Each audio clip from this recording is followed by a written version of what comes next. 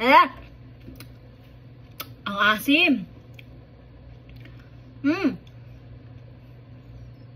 Kaano siya ng kalamansi.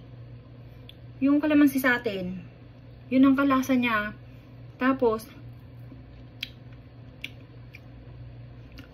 ang asim.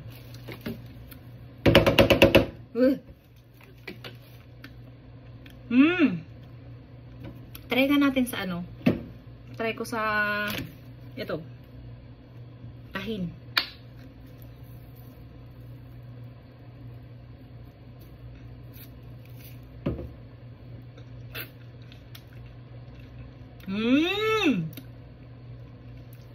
Paka-asim.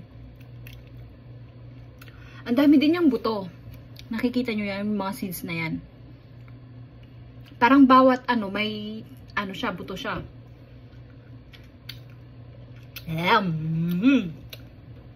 Asim.